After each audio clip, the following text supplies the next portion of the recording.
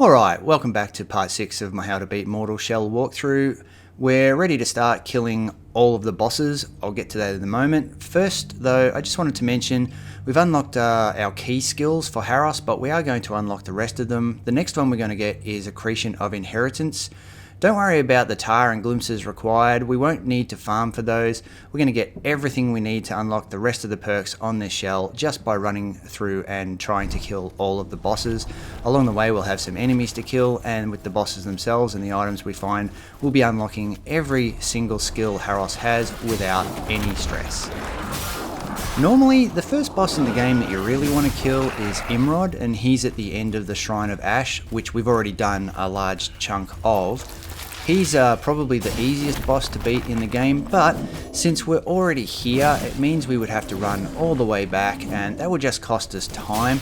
It would be handy to go and kill him first and then get the Molten Spike afterwards, because the Molten Spike is actually good against another boss we'll be doing after the next one, but it's not necessary. Our Hallowed Sword is fully leveled up, so it's not necessary, so we'll just do the boss that's right here. And I've been talking over running through this entire Cavern system, so just, if you need to, just rewind the video and follow through how I did it. Basically, I pretty much just ran through most of it to where we are now, and where we are now is right in front of the chamber in which we'll fight the boss. So we'll just grab this item here, and we'll turn around and look through here, and that's the boss out there. Before you run out there though, there's items to the left and right. This boss is the Enslaved Grisha. He's basically a slightly more powerful version of the Grisha that we already beat. I find him easiest to beat with parrying, but since we're not doing parrying in this walkthrough, we'll just beat him with our mechanical spike. So before you go in, try to make sure you've got 4 bars of resolve, and that will make this go super quick. Now when you first enter, he's going to rush you. The best thing to do is just dodge him just as he gets to you, and then you can hack away at him and use the mechanical spike.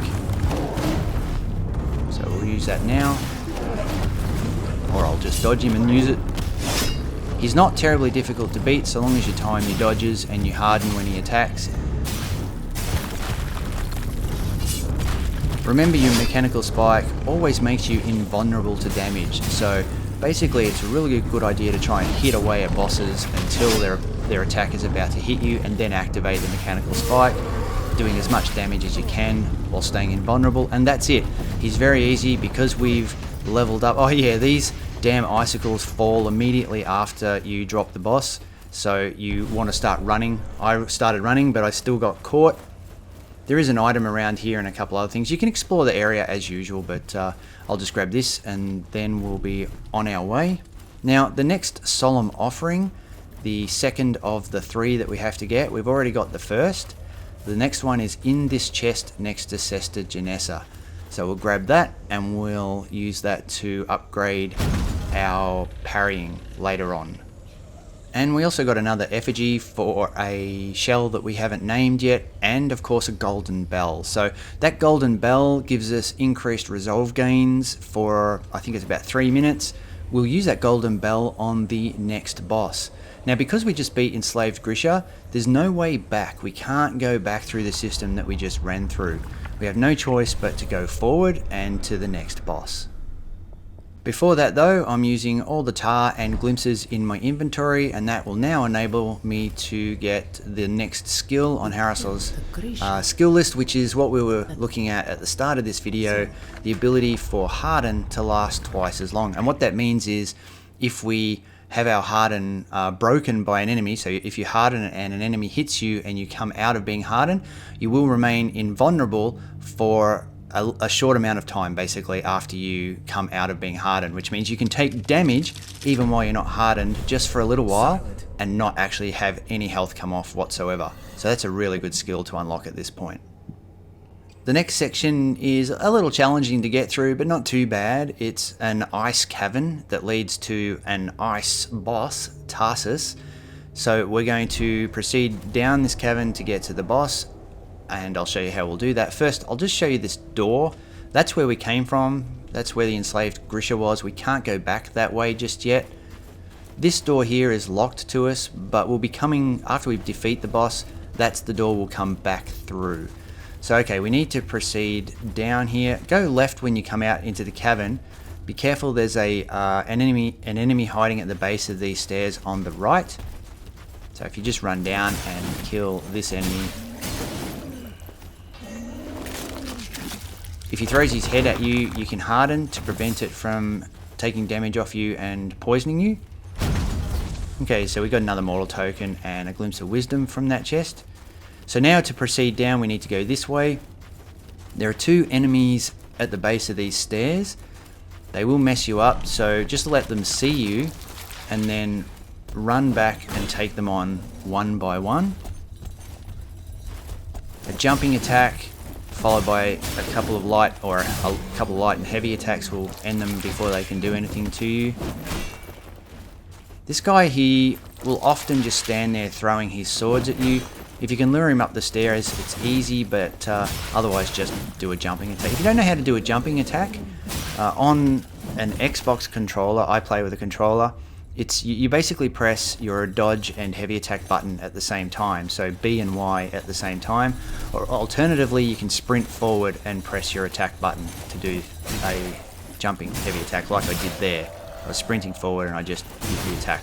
But you can also sprint and press B and Y together to do the same thing.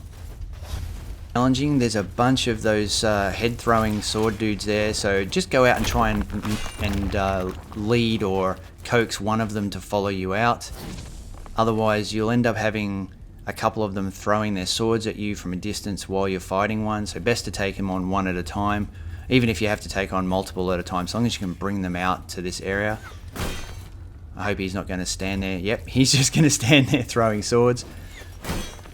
It's a bit random what attacks they'll try. He might stand there and throw swords, or he might just wander forward. But we'll run down and we'll do a jumping attack. Just harden to prevent taking damage from his sword.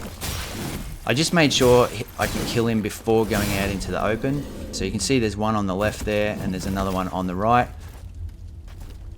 So I think I got the attention of the one on the right, so he's coming forward. We'll deal with him. It's just best not to run out in the open. And like I'm in the open now, but I've got plenty of time before this guy. He's just going to walk over. But had this guy decided to throw swords, I had plenty of time to kill him and then harden before he would have. Just remember, this is a big area, this ice cavern. There's tunnels to crawl through and lots of items and stuff to find. I'm not going to be doing any of that exploration, apart from a little bit, like I'll grab this. But mostly what I'll be doing is running directly to the boss. So if you want to explore the area on your own before you get to the boss, then you can do that. It's not terribly difficult to find your way to the boss. So long as you just keep exploring and moving down, you'll get to the boss eventually. Just be aware these guys are often hiding around little crevices, so edge forward when you know you're getting to a spot that you can't see around the corner. Now there's a shield guy down here. These shield guys are really easily dealt with if you've unlocked the kick ability. We haven't unlocked that yet. We'll unlock that probably maybe next. But the other way you can deal with them is just do a jumping attack and try to hit them on the left side, so you bypass their shield, or hit them in the back, or wait until they finish their attack and then counter attack, and usually they won't be able to block a counter attack with their shield. I can't see around the right there, so I know there'll be an enemy there. Anywhere that there's a possibility that an enemy could be hiding in Mortal Shell, you can pretty much assume they will be hiding there.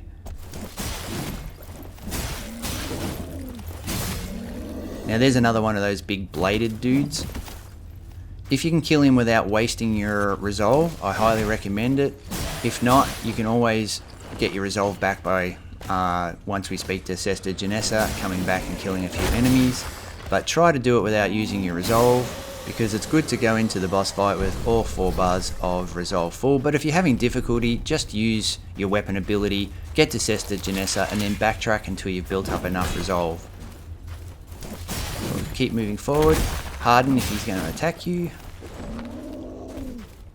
These enemies are pretty slow. They can suddenly start wailing on you, but so long as you... I mean, with our hallowed sword leveled up the way it is, they die pretty quickly. So long as you keep wailing on them, you should have very little problem. A jump in, a left, a heavy, another heavy, or jump in and do 2 lights and a heavy and then another light or something, whatever's needed to finish them off. We'll probably keep staggering them until they can counter attack you. Same with these guys. He didn't attack. I really love this enemy type. I think it's great. It's excellent for parrying. You can parry all of their attacks just about. Alright, so we're almost there. Around this corner is a shield guy with a mace, and if you just run and jump in, you can hit him in the back and then keep wailing, and that will stop him. That will drop him, I mean. But just be aware he's not alone, so you want to kill him straight away, run in and kill him straight away, and then take care of this guy. Don't walk in, otherwise you'll end up having to fight both guys. So you saw a tunnel there. There was a tunnel on the left. I'm not going through any of the tunnels, and another tunnel there. So you can explore those tunnels if you want. There's plenty to be picked up around here, but none of it's necessary. We'll be getting everything we need in the run as we're doing it. It's only if you want to have some extra stuff, which you might, because if you're planning on playing NG+, the more stuff you get, the easier it is to quickly upgrade any other shells you might have picked up along the way. So now that he's dead, we're almost at the boss. We just have one more enemy. It's another shield guy. He's around here somewhere. He's down just at the base of these stairs, walking up and back and forth. There he is. Again, if we had the kick, you could just kick his shield and it would stagger him and you could finish him. I think a single kick will break his shield too. But for now, if you harden, that will break his shield, and then you can just wail away on him. But if you can hit him in the back, he's very easy to kill. Grab this chest. Okay, so we got some more tar, a pack of tar, and an ethereal diapason. The ethereal diapason, as I said before, is something that when you use it, it gives you the ability to reclaim your shell upon your death. And it also restores your resolve, so that's not a bad item. So this is the area. There's no more enemies here. This will have to do a thing to get to a boss here.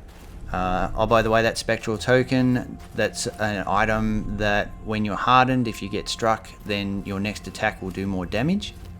So we've got a few glimpses there and a few other things, but now speak to Sister Janessa to reset your spawn point. Before I do that though, I know we picked up some tar and some glimpses, so let's use those, and that should give us enough to unlock some more of Harros's skills. What do we got? Glimpse of Affection, that Unguent Tar, which gives 850 tar. Yeah, so we've got over 2,000 tar and 17 glimpses now, so that should be plenty to get some skills, or at least a skill. Okay, we've got 3 we can choose from. Killing 2 enemies in quick succession to reset our harden, gaining a glimpse to recover health, and putting enemies off with a powerful kick. So given that we're dealing with shield guys, and I've already said that kicking them helps, let's get the kick. So on our way back, I think on our way back we might still get some shield guys. We'll have the fog to deal with on our way back, which we haven't seen yet, but we will see, and that's when there's a bunch of different enemies around. We actually had enough there to get the other 2 skills anyway, so we'll just grab all 3. So that's perfect. So now we only have 2 skills left to upgrade, and we'll get those as we go on naturally as we head towards each of the bosses. But right now we're already at one boss, and this is Tarsys the First Martyr. He's an ice guy with tons of different attacks, and he's basically an ice skater. It's really quite cool how he skates around, but also annoying because he's pretty hard to hit. He does a lot of different attacks, so expect yourself to maybe die a couple of times while you get used to learning what all of his different attacks are. And that's okay, because you'll just respawn right out here anyway, and you'll only need to take a drink from this chalice to go back in and fight him. So you can just do this over and over until you get the win. Now what I'm going to do is I'm going to take a golden bell here to increase my resolve gain, so the more I hit him, the more resolve I get. I don't recommend you do that until you've had at least 1 or 2 runs to get familiar with his attack patterns. Otherwise it's likely you'll waste your golden bell and then you'll have to fight him without one. Best to get a bit of familiarity with the boss fight, and then once you think you're in a position where you should be able to beat him, then go in with a golden bell and you'll find it easy. But it's entirely up to you. If you want to give it a shot straight up with your golden bell, I won't argue against you. It's just my recommendation that you give him a couple of tries, because this boss is pretty tough. Now, like any boss encounter, we get this pretty cool introduction where he comes in. Right from the start, he does these rush attacks. He usually does 2 or 3. It's random, usually 3, but sometimes only 2. What you have to do is you have to dodge them. The way to dodge them, the very first one you can see him coming, so just dodge right at the end, but the rest of them you may not see him coming. If you don't spot him, listen for the sound. When the sound of him rushing towards you gets loud enough, just press dodge and you'll get away from that. And then he'll spawn in, so he only did 2 then he'll spawn in and he'll start doing his rushing. Oh, that mechanical spike missed him, which kind of sucked.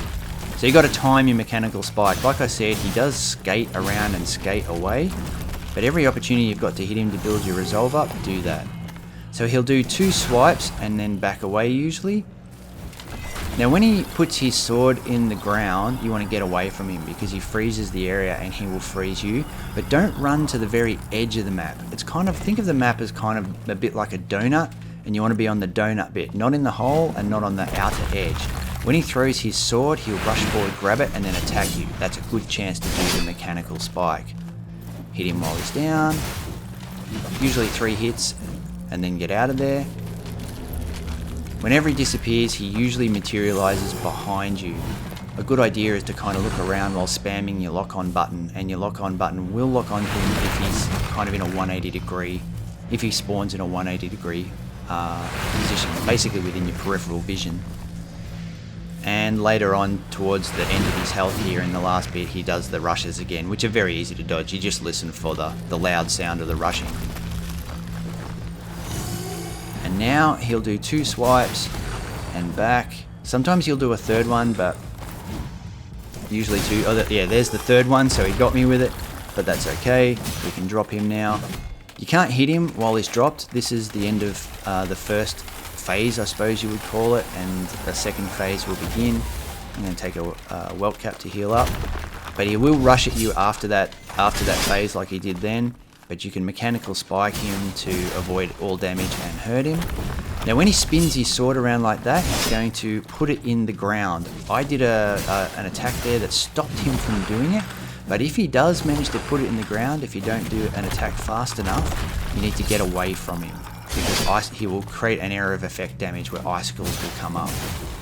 Now he's almost dead and he's gone into his skating phase, which is pretty cool. See, I'm getting frozen there. It's because I'm too close to the edge of the map.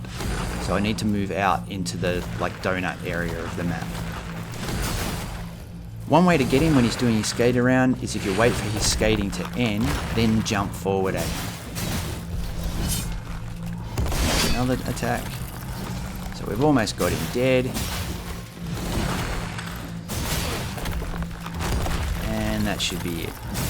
And that's the end of Tarsus.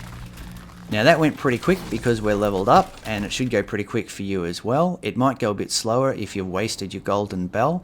I'll put a link in the description to the very first fight I ever had against Tarsus, which went for much longer because I wasn't leveled up, so I basically had to work out all of his mechanics and how to avoid them. You'll get to see a lot of me doing that in the other fight that I had, so I'll put a link to that just in case you're having a bit more difficulty than I had there, and if you watch that fight you'll get some tips on how to handle all the different mechanics, some of which you didn't see then. So after you defeat this boss, you rip this gland out of whatever the hell that was, the crystalline gland. Now that you have the gland, the entire world has changed. What's happened is a fog has descended and a bunch of new enemy types, well they're not new enemy types, but more of an old enemy type will be all around the world. We have to take this gland back to Fulgrim Tower. And so it's a long run back. First save at Sesta Genessa. She will actually tell you some stuff too about the gland, but I'm just going to skip through all of that. And once you save at Sesta Genessa, we have to go back through everywhere we've been right now, dealing with basically hordes of these annoying enemies all the way back, and while the fog is down there's a bunch of other things to do as well, but I won't do those in this video. We're almost at the 20-minute mark. We'll make our way back to Fulgrim Tower at the start of the next video. I'm Fuzzy Barbarian, thanks for watching once again. That concludes part 6, and I hope this video helped you out. I'll see you in part 7. Bye for now.